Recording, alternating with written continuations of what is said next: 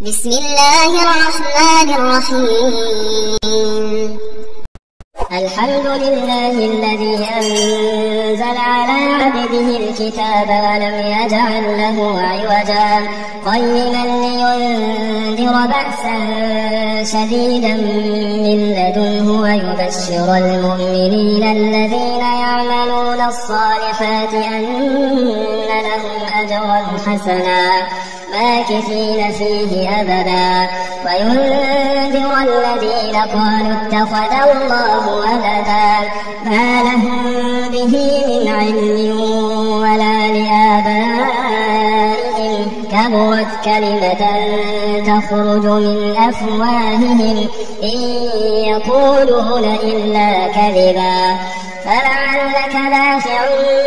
نفسك على آثارهم إن لم يؤمنوا بهذا الحديث أسفا إنا جعلنا ما على الأرض زينة لها لنبلوهم أيهم أحسن عملا وإنا لجاعلون ما عليها صعيدا جرزا أم حسبت أن أصحاب الكهف والرقيم كانوا من آياتنا عجبا إذ أوى الفتية إلى الكهف فقالوا ربنا آتنا من لدنك رحمة وهيئ لنا من أمرنا رشدا فضربنا على آذانهم في الكهف سنين عددا ثم بعثناهم لنعلم أي الحزبين أحصى لما لبثوا أبدا نحن نقص عليك نبأهم بالحق إنهم فتية آمنوا بربهم وزدناهم هدى وربطنا على قلوبهم إذ قاموا فقالوا ربنا رب السماوات والأرض لن ندعو من دونه إلها لقد قلنا إذا شططا هؤلاء قومنا اتخذوا من دونه آلهة لولا يأتون عليهم بسلطان بين فمن أظلم ممن افترى على الله كذبا وإذ اعتزلتموهم وما يعبدون إلا الله فأووا إلى الكهف ينشر لكم ربكم من رحمته ويهيئ لكم من أمركم مرفقا وترى الشمس إذا طلعت تزاور عن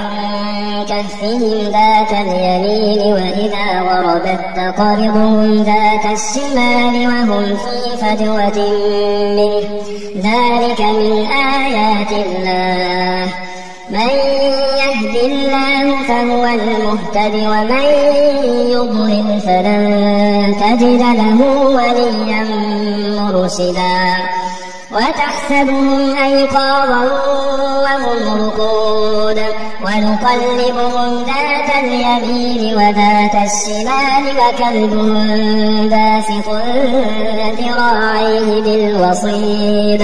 لو اطلعت عليهم لوليت منهم فرارا ولملئت منهم رعبا وكذلك بعثناهم ليتساءلوا بينهم قال قائل منهم كم لبثتم قالوا لبثنا يوما أو بعض يوم قالوا ربكم أعلم بما لبثتم فبعثوا أحدكم بورقكم هذه إلى المدينة فلينظر أيها أزكى طعاما فليأتكم برزق منه وليتلطف ولا يشعرن بكم أحدا إنهم إن يظهروا عليكم يرجموكم أو يعيدوكم في ملتهم ولن تفلحوا إذا أبدا وكذلك أعثرنا عليهم ليعلموا أن وعد الله حق وأن الساعة لا ريب فيها إذ يتنازعون بينهم أمرهم فقالوا بنوا عليهم بنيانا ربهم أعلم بهم قال الذين غلبوا على أمرهم لنتخذن عليهم مسجدا سيقولون ثلاثة رابعهم كلبهم ويقولون خمسة سادسهم كلبهم رجما بالغيب ويقولون سبعة وثامنهم كلبهم قل ربي أعلم بعدتهم ما يعلمهم إلا قليل فلا تمار فيهم إلا مراء ظاهرا ولا تستفت فيهم منهم أحدا ولا تقولن لشيء إني فاعل ذلك غدا إلا أن يشاء الله واذكر ربك إذا نسيت وقل عسى أن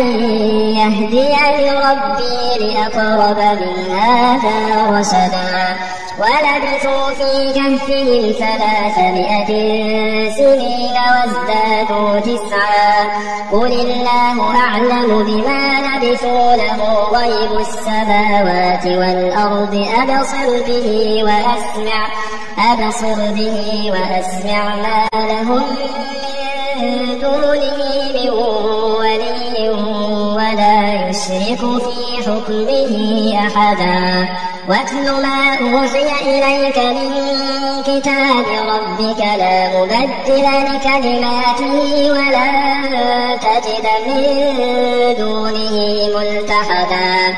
واصبر نفسك مع الذين يدعون ربهم بالغداة والعشي يريدون وجهه ولا تعد عيناك عنهم تريد زينة الحياة الدنيا ولا تطع من أغفلنا قلبه عن ذكرنا واتبع هواه وكان أمره فرطا وقل الحق من ربكم فمن شاء فليؤمن ومن شاء فليكفر إنا أعتدنا للظالمين نارا أحاط بهم سرادقها وإن يستغيثوا يغاثوا بماء كالمهل يشوي الوجوه بئس الشراب وساءت مرتفقا إن الذين آمنوا وعملوا الصالحات إنا لا نضيع أجر من أحسن عملا أولئك لهم جنات عدن تجري من تحتهم الأنهار يحلون فيها من أساور من ذهب ويلبسون ثيابا خضرا من سندس واستبرق متكئين فيها على الأرائك نعم الثواب وحسنت مرتفقا واضرب لهم مثل الرجلين جعلنا لأحدهما جنتين من أعناب وحففناهما بنخل وجعلنا بينهما زرعا كلتا الجنتين آتت أكلها ولم تظلم منه شيئا وفجرنا خلالهما نهرا وكان له ثمر فقال لصاحبه وهو يحاوره أنا أكثر منك مالا وأعز نفرا ودخل جنته وهو ظالم لنفسه قال ما أظن أن تبيد هذه أبدا وما أظن الساعة قائمة ولئن رددت إلى ربي لأجدن خيرا منها منقلبا قال له صاحبه وهو يحاوره يحاوره أكفرت بالذي خلقك من تراب ثم من نطفة ثم سواك رجلا لكن هو الله ربي ولا أشرك بربي أحدا ولولا إذ دخلت جنتك قلت ما شاء الله لا قوة إلا بالله إن ترني أنا أقل منك مالا وولدا فعسى ربي أن يؤتيني خيرا من جنتك ويرسل عليها حسبانا من السماء فتصبح صعيدا زلقا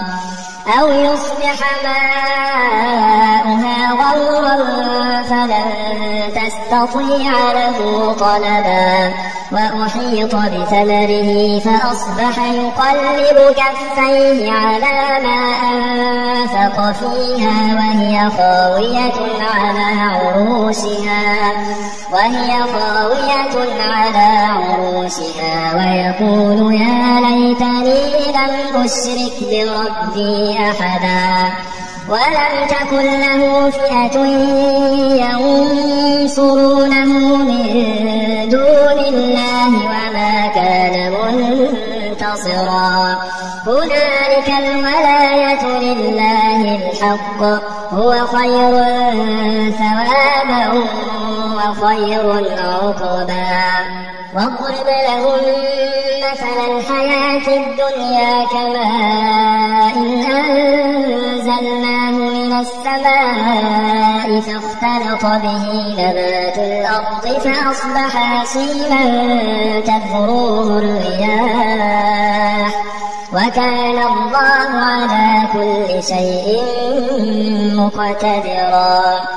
المال والبنون زينة الحياة الدنيا والباقيات الصالحات خير عند ربك ثوابا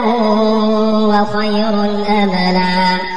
ويوم نسير الجبال وترى الأرض بارزة وحشرناهم فلم نغادر منهم أحدا وعرضوا على ربك صفا لقد جئتمونا كما خلقناكم أول مرة بل زعمتم أن لن نجعل لكم موعدا ووضع الكتاب فترى المجرمين مشفقين مما فيه ويقولون يا ويلتنا ما لهذا الكتاب لا يغادر صغيرة ولا كبيرة إلا أحصاها ووجدوا ما عملوا حاضرا ولا يظلم ربك أحدا وإذ قلنا للملائكة اسجدوا لآدم فسجدوا إلا إبليس كان من الجن ففسق عن أمر ربه أفتتخذونه وذريته أولياء من دوني وهم لكم عدو بئس للظالمين بدلا ما أشهدتهم خلق السماوات والأرض ولا خلق أنفسهم وما كنت متخذ المضلين عضدا ويوم يقول نادوا شركائي الذين زعمتم فدعوهم فلم يستجيبوا لهم وجعلنا بينهم موبقا فرأى المجرمون النار فظنوا أنهم مواقعوها ولم يجدوا عنها مصرفا ولقد صرفنا في هذا القرآن للناس من كل مثل وكان الإنسان أكثر شيء جدلا وما منع الناس أن يؤمنوا إذ جاءهم الهدى ويستغفروا ربهم إلا أن تأتيهم سنة الأولين أو يأتيهم العذاب قبلا وما نرسل المرسلين إلا مبشرين ومنذرين ويجادل الذين كفروا بالباطل ليدحضوا به الحق واتخذوا آياتي وما أنذروا هزوا ومن أظلم ممن ذكر بآيات ربه فأعرض عنها ونسي ما قدمت يداه إنا جعلنا على قلوبهم أكنة أن يفقهوه وفي آذانهم وقرا وإن تدعوهم إلى الهدى فلن يهتدوا إذا أبدا وربك الغفور ذو الرحمة لو يؤاخذهم بما كسبوا لعجل لهم العذاب بل لهم موعد لن يجدوا من دونه موئلا وتلك القرى أهلكناهم لما ظلموا وجعلنا لمهلكهم موعدا وإذ قال موسى لفتاه لا أبرح حتى أبلغ مجمع البحرين أو أمضي حقبا فلما بلغا مجمع بينهما نسيا حوتهما فاتخذ سبيله في البحر سربا فلما جاوزا قال لفتاه آتنا غداءنا لقد لقينا من سفرنا هذا نصبا قال أرأيت إذ أوينا إلى الصخرة فإني نسيت الحوت وما أنسانيه إلا الشيطان أن أذكره واتخذ سبيله في البحر عجبا قال ذلك ما كنا نبغي فارتدا على آثارهما قصصا فوجدا عبدا من عبادنا آتيناه رحمة من عندنا وعلمناه من لدنا علما قال له موسى هل أتبعك على أن تعلمني مما علمت رشدا قال إنك لن تستطيع معي صبرا وكيف تصبر على ما لم تحط به خبرا قال ستجدني إن شاء الله صابرا ولا أعصي لك أمرا قال فإن اتبعتني فلا تسألني عن شيء حتى أحدث لك منه ذكرا فانطلقا حتى إذا ركبا في السفينة خرقها قال أخرقتها لتغرق أهلها لقد جئت شيئا إمرا قال ألم أقل إنك لن تستطيع معي صبرا قال لا تؤاخذني بما نسيت ولا ترهقني من أمري عسرا فانطلقا حتى إذا لقيا غلاما فقتله قال أقتلت نفسا زكية بغير نفس لقد جئت شيئا نكرا قال ألم أقل لك إنك لن تستطيع معي صبرا قال إن سألتك عن شيء بعدها فلا تصاحبني قد بلغت من لدني عذرا فانطلقا حتى إذا أتيا أهل قرية استطعما أهلها فأبوا أن يضيفوهما فوجدا فيها جدارا يريد أن ينقض فأقامه قال لو شئت لاتخذت عليه أجرا قال هذا فراق بيني وبينك سأنبئك بتأويل ما لم تستطع عليه صبرا أما السفينة فكانت لمساكين يعملون في البحر فأردت أن أعيبها وكان وراءهم ملك يأخذ كل سفينة غصبا وأما الغلام فكان أبواه مؤمنين فخشينا أن يرهقهما طغيانا وكفرا فأردنا أن يبدلهما ربهما خيرا منه زكاة وأقرب رحما. وأما الجدار فكان لغلامين يتيمين في المدينة وكان تحته كنز لهما وكان أبوهما صالحا فأراد ربك أن يبلغا أشدهما ويستخرجا كنزهما رحمة من ربك وما فعلته عن أمري ذلك تأويل ما لم تسطع عليه صبرا. ويسألونك عن ذي القرنين قل سأتلو عليكم منه ذكرا. إنا مكنا له في الأرض وآتيناه من كل شيء سببا فأتبع سببا حتى إذا بلغ مغرب الشمس وجدها تغرب في عين حمئة ووجد عندها قوما قلنا يا ذا القرنين إما أن تعذب وإما أن تتخذ فيهم حسنا. قال أما من ظلم فسوف نعذبه ثم يرد إلى ربه فيعذبه عذابا نكرا. وأما من آمن وعمل صالحا فله جزاء الحسنى وسنقول له من أمرنا يسرا. ثم أتبع سببا حتى إذا بلغ مطلع الشمس وجدها تطلع على قوم لم نجعل لهم من دونها سترا. كذلك وقد أحطنا بما لديه خبرا. ثم أتبع سببا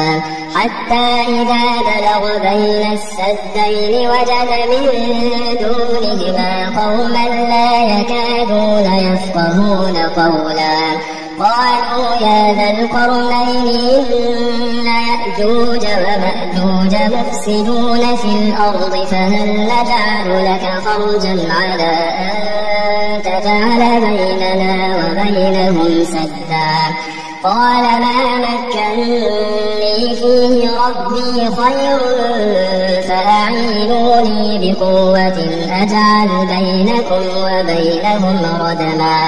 آتوني زبر الحديد حتى إذا ساوى بين الصدفين قال انفخوا حتى إذا جعله نارا قال آتوني أفرغ عليه قطرا. فما استطاعوا أن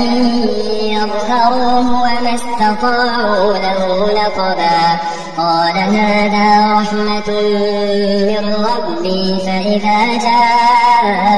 وعد ربي جعله دكا وكان وعد ربي حقا. وتركنا بعضهم يومئذ يموج في بعض ونفخ في الصور فجمعناهم جمعا. وعرضنا جهنم يومئذ للكافرين عرضا. الذين كانت أعينهم في غطاء عن ذكري وكانوا لا يستطيعون سمعا. أفحسب الذين كفروا أن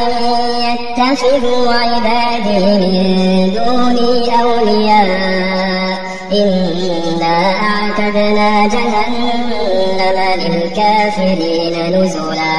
قل هل ننبئكم بالأخسرين أعمالا الذين ضل سعيهم في الحياة الدنيا وهم يحسبون أنهم يحسنون صنعا. أولئك الذين كفروا بآيات ربهم ولقائه فحبطت أعمالهم فلا نقيم لهم يوم القيامة وزنا ذلك جزاؤهم جهنم بما كفروا واتخذوا آياتي ورسلي هزوا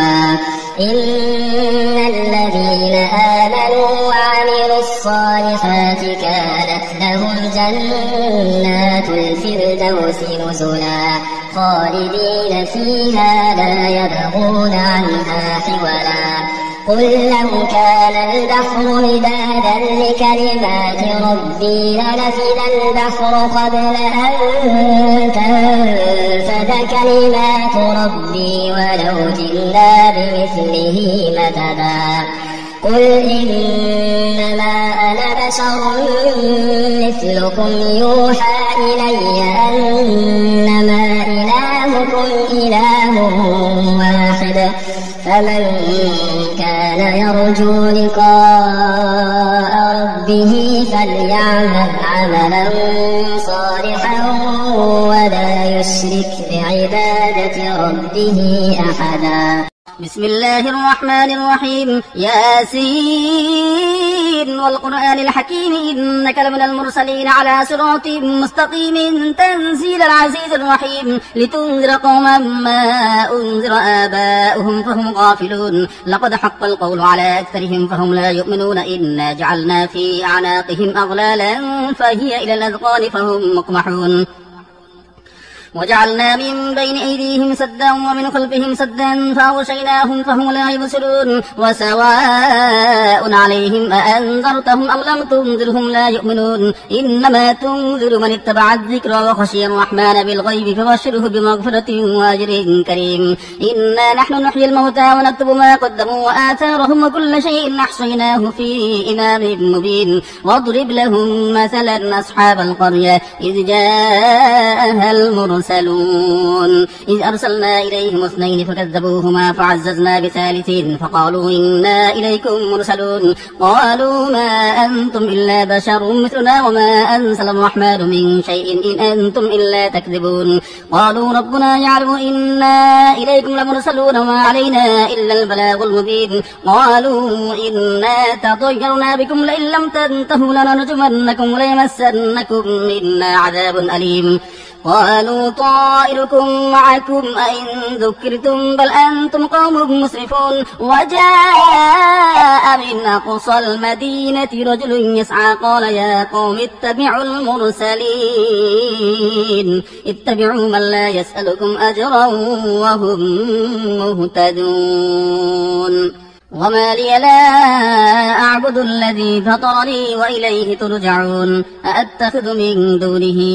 آلهة إن يردني الرحمن بضر لا تغن عني شفاعتهم شيئا ولا ينقذون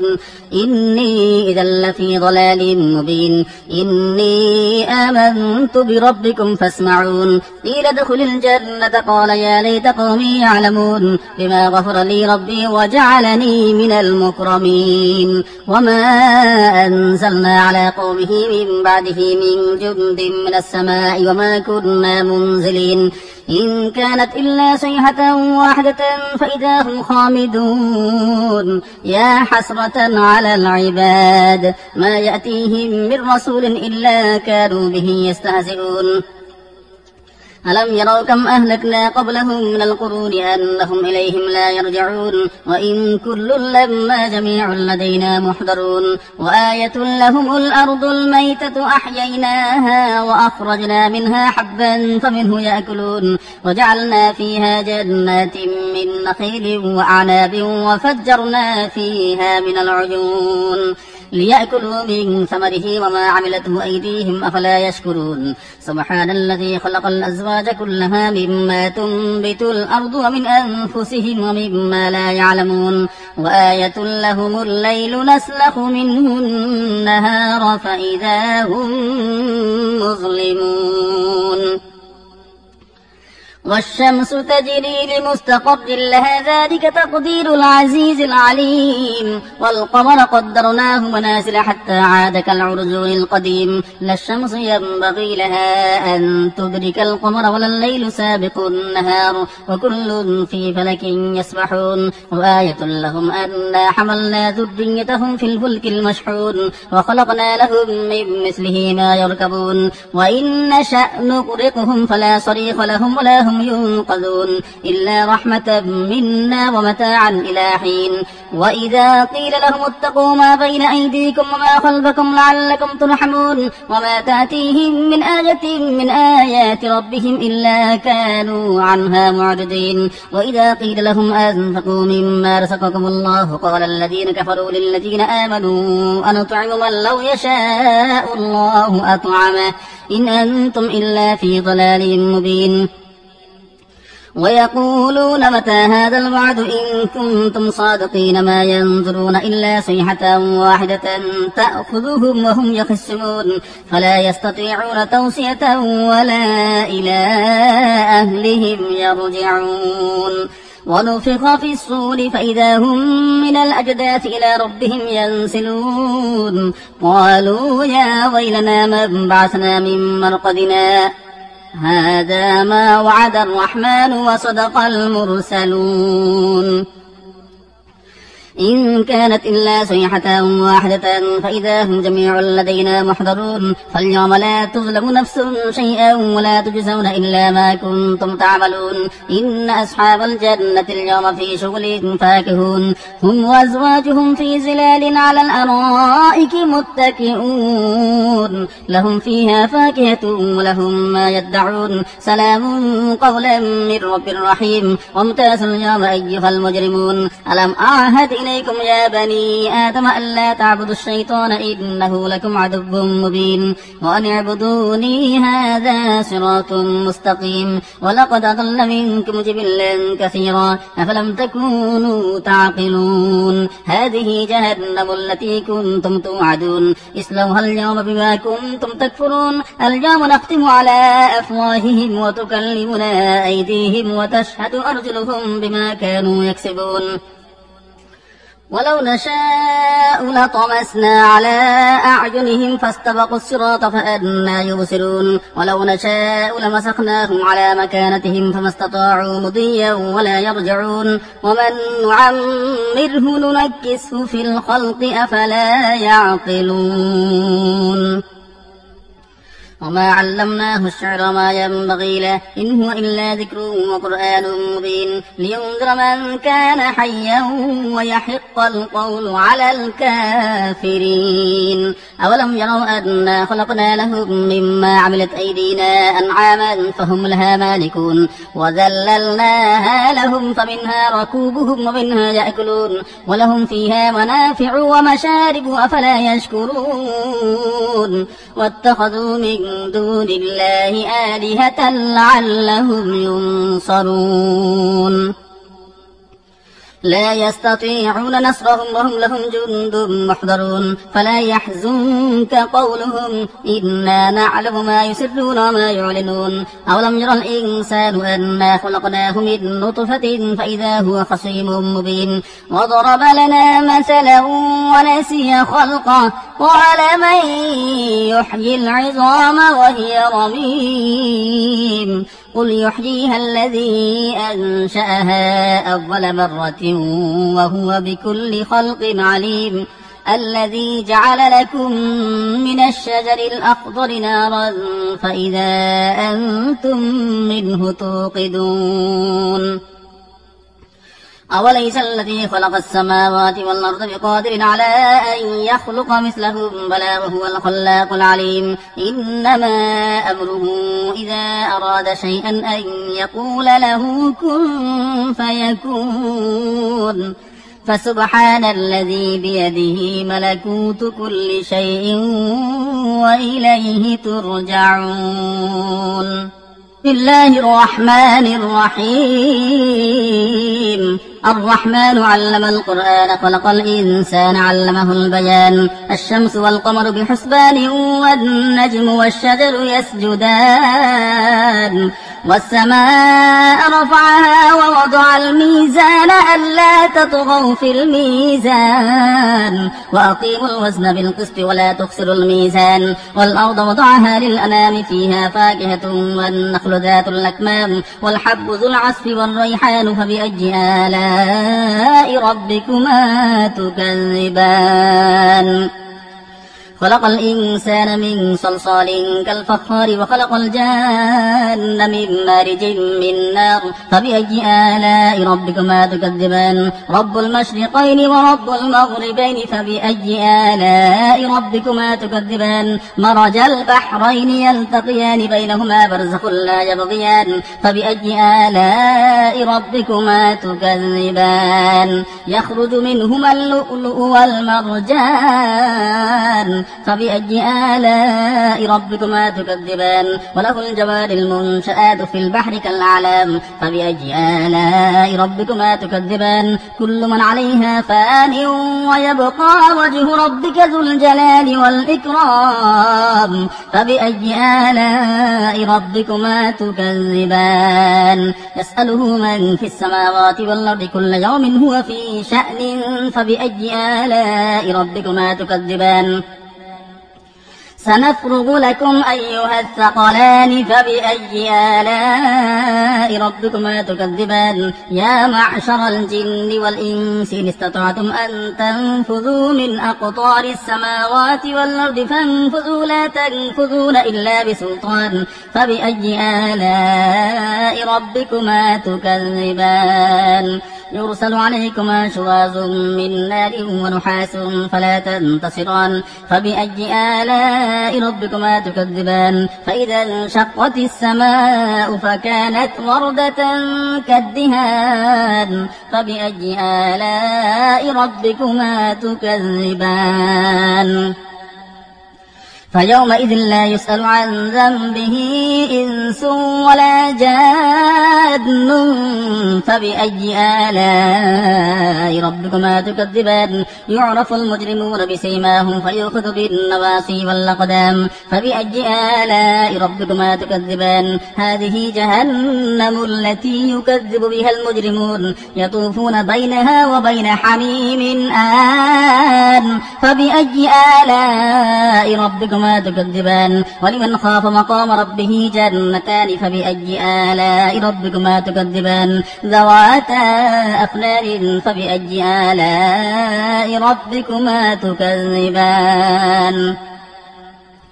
فيهما عينان تجريان فبأي آلاء ربكما تكذبان فيهما من كل فاكهة زوجان فبأي آلاء ربكما تكذبان متكئين على فرش بطائلها من استبرق وجنى الجنتين دان فبأي آلاء ربكما تكذبان فيهن قاصرات الطرف لم يطمثهن إنس قبلهم ولا جان فبأي آلاء ربكما تكذبان كأنهن الياقوت والمرجان فبأي آلاء ربكما تكذبان هل جزاء الإحسان إلا الإحسان فبأي آلاء ربكما تكذبان ومن دونهما جنتان فبأي آلاء ربكما تكذبان مدهامتان فبأي آلاء ربكما تكذبان فيهما عينان نضاختان فبأي آلاء ربكما تكذبان فيهما فاكهة ونخل ورمان فبأي آلاء ربكما تكذبان فيهن خيرات حسان فبأي آلاء ربكما تكذبان حور مقصورات في الخيام فبأي آلاء ربكما تكذبان لم يطمثهن إنس قبلهم ولا جان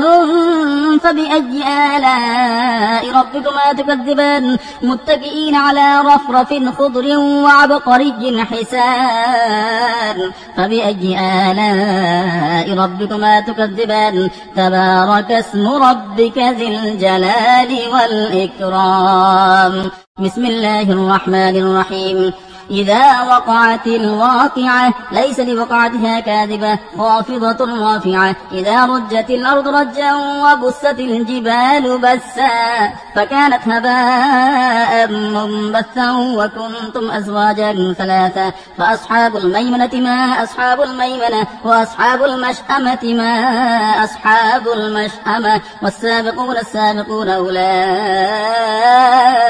المقربون في جنات النعيم ثلة من الأولين وقليل من الآخرين على سرر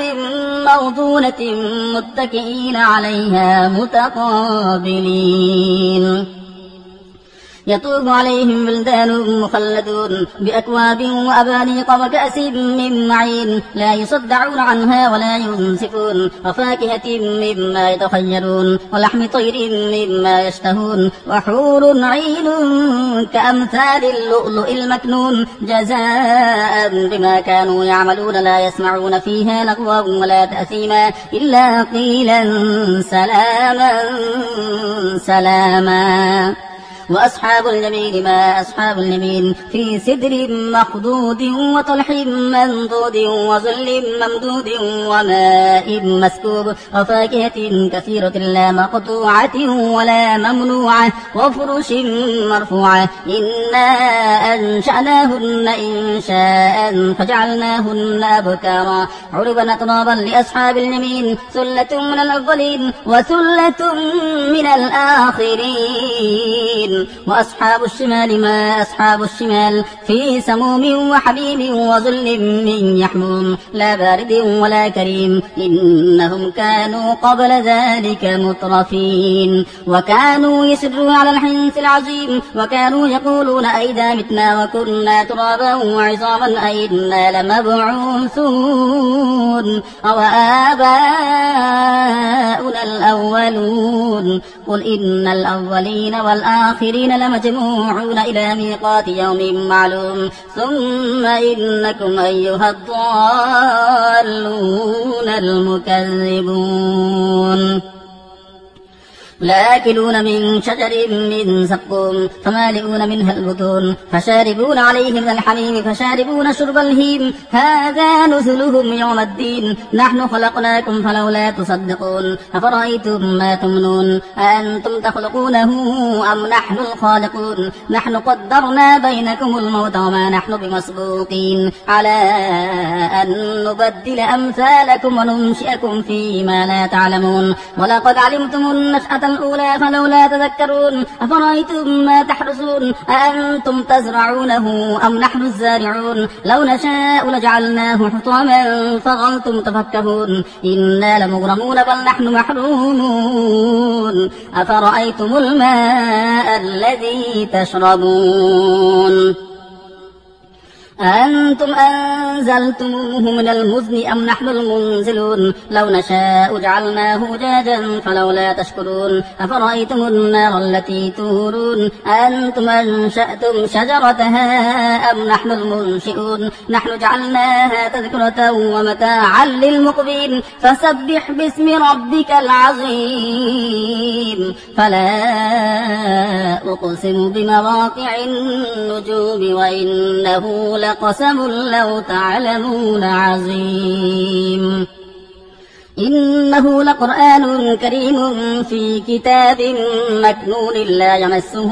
إلا المطهرون تنزيل من رب العالمين أفبهذا الحديث أنتم مدهنون وتجعلون رزقكم أنكم تكذبون فلولا إذا بلغت الحلقوم وأنتم حينئذ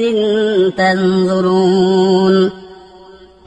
ونحن أقرب إليه منكم ولكن لا تبصرون فلولا إن كنتم غير مدينين ترجعونها إن كنتم صادقين فأما إن كان من المقربين فروح وريحان وجنة نعيم وأما إن كان من أصحاب اليمين فسلام لك من أصحاب اليمين وأما إن كان من المكذبين الضالين فنزل من حميم وتصلية جحيم إن هذا لهو حق اليقين فسبح باسم ربك العظيم أعوذ بالله من الشيطان الرجيم. بسم الله الرحمن الرحيم. تبارك الذي بيده الملك وهو على كل شيء قدير، الذي خلق الموت والحياة ليبلوكم أيكم أحسن عملا، وهو العزيز الغفور، الذي خلق 7 سماوات طباقا، ما ترى في خلق الرحمن من تفاوت، فارجع البصر هل ترى من فطور، ثم ارجع البصر كرتين ينقلب إليك البصر خاسئا وهو حسير، ولقد زينا السماء الدنيا بمصابيح وجعلناها رجوما للشياطين وأعتدنا لهم عذاب السعير، وللذين كفروا بربهم عذاب جهنم وبئس المصير. إذا ألقوا فيها سمعوا لها شهيقا وهي تفور تكاد تميز من الغيظ، كلما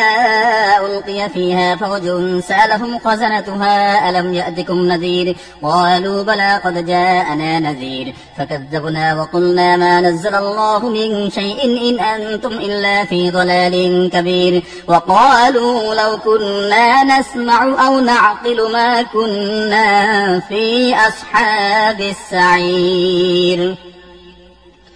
فاعترفوا بذنبهم فسحقا لأصحاب السعير. إن الذين يخشون ربهم بالغيب لهم مغفرة وأجر